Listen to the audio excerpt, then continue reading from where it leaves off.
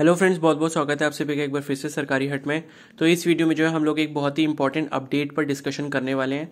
अगर आप में से किसी ने भी एचएनबीयू का BSc nursing, ANM, GNM, paramedical या फिर पोस्ट बेसिक बीएससी नर्सिंग का एग्जाम दिया है तो आपकी जो काउंसलिंग का शेड्यूल है वो जारी हो चुका है ऑफिशियल वेबसाइट पर। ठीक है, अभी काफ़ी सारे स्टूडेंट्स जो है वो उसको ओपन नहीं कर पा रहे होंगे क्योंकि वेबसाइट में अभी कुछ सर्वर डाउन की प्रॉब्लम आ रही है।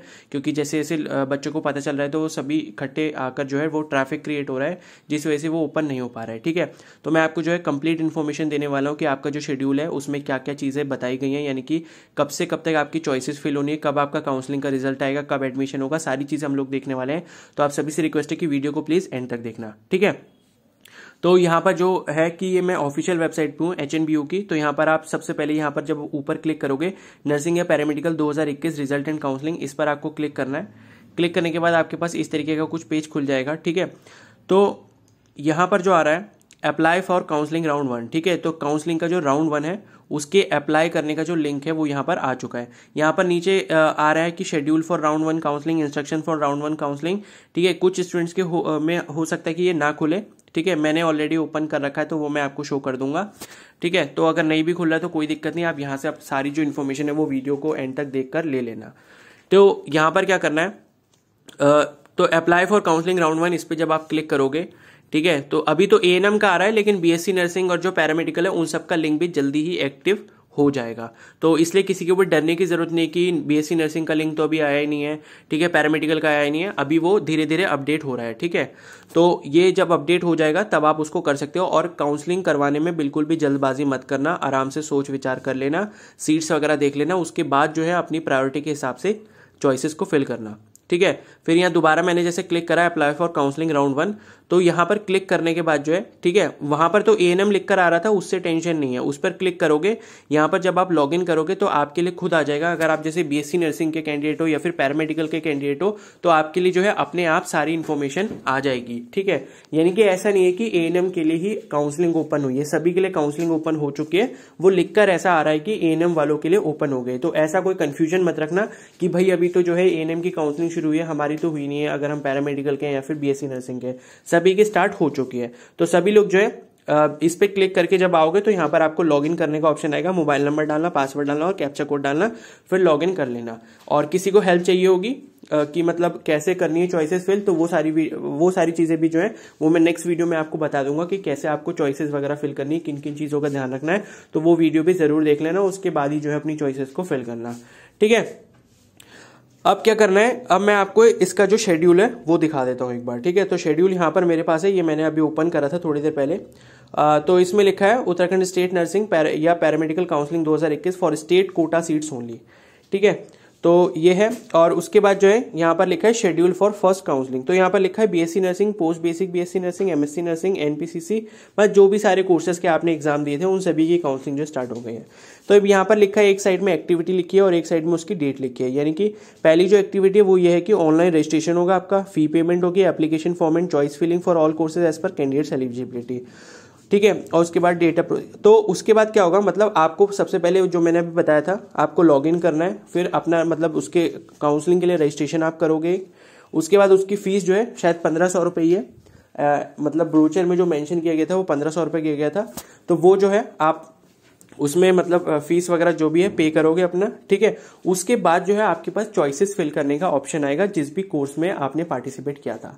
अगर आपने मान लो मल्टीपल कोर्सेज के एग्जाम दिए थे, यानी कि पैरामेडिकल भी दिया है, बीएससी नर्सिंग भी दिया है, तो दोनों की चॉइसेस जो है अलग अलग फिल करने का ऑप्शन आएगा। ठीक है, मैं बता दूंगा कैसे करना है। तो ये इस तरीके से करोगे तो ये जो आपकी मतलब चीज है, मतलब ये जो रजिस्ट्रेशन की, फी पेमेंट की और चॉइसेस को फिल करने की जो डेट है, मतलब लास्ट डेट है, वो आपकी 16 तारीख है। यानी कि 16 दिसंबर को रात के 8 बजे तक ही आप चॉइसेस को फिल कर सकते हो। अब ये नहीं है कि 16 तारीख तक इंतजार करते रहो, 15 तक जो है अपना काम पूरा करने की कोशिश करना कि 15 की रात तक जो है आप अपनी चॉइसेस फिल करके पूरा सेटअप कंप्लीट कर दो। ठीक है, अब मान लो एंड टाइम पे क्या हुआ, आप फीस पे करने जा रहे हो, फीस पे नहीं हो रही, ठीक है, पेमेंट अटक गई, कुछ हो गया ऐसा, तो इस चीज के लिए इंतजार मत करना, वरना अच्छी रैंक आ रही होगी और कॉलेज भी नहीं मिल पाएगा इस चक्कर में। तो इसलिए ये गलती बिल्कुल भी मत करना, 15 तारीख तक अपना सारा काम निपटा देना। ओके, फिर नेक्स्ट क्वेश्चन है डेटा प्रोसेसिंग, यानी कि जो भी आपका डेटा वगैरह चॉइसेस का लिया गया होगा उनको प्रोसेस करने का काम 17 तारीख को हो जाएगा। और उसके बाद जो है 18 तारीख को आपका रिजल्ट आ जाएगा रात में 8 बजे के बाद। इन्होंने ऐसा बोला है, ठीक है, यानी कि 18 को कभी भी आ सकता है, ऐसा सोच लेना। तो 18 तारीख को जो है पहली काउंसलिंग का जो आपका रिजल्ट है वो आ जाएगा राउंड 1 काउंसलिंग का। ओके, फिर 18 तारीख के बाद जो है आपको सिर्फ 3 दिन दिए जाएंगे, ठीक है, कॉलेज को ज्वाइन करने के लिए, क्योंकि इसमें लिखा हुआ है कि last date of joining the allotted college 21/12/2021, यानी कि जो भी डॉक्यूमेंट्स आपके पूरे नहीं है, अपडेट नहीं है, उन सभी को अभी करके रखो, क्योंकि काउंसलिंग का रिजल्ट आते ही सिर्फ आपको 3 दिन के अंदर जो है कॉलेज के अंदर एडमिशन लेना पड़ेगा। आगे बात समझ में? तो ये चीज ध्यान रखना। और मेरे हिसाब से 19 को शायद संडे भी है, ठीक है, तो संडे को तो आप एडमिशन ले नहीं पाओगे, तो 20 और 21 खाली 2 ही दिन बचेंगे आपके पास, ये सोच लेना। तो 2 दिन में ये नहीं होगा कि आप जो है अभी डॉक्यूमेंट्स अरेंज करने में लगे हो और आपका जो है वहां पर एडमिशन छूट जा रहा है, तो ये गलती मत करना, क्योंकि 19 को संडे है, ठीक है, तो 19 को संडे है, तो ये काम बिल्कुल नहीं हो पाएगा। 2 दिन के अंदर ही आपको कॉलेज में जाकर एडमिशन लेना पड़ेगा, जो भी आपको कॉलेज मिल जाएगा आपकी प्रायोरिटी के हिसाब से, ठीक है, तो ये चीज होगी यहाँ पर।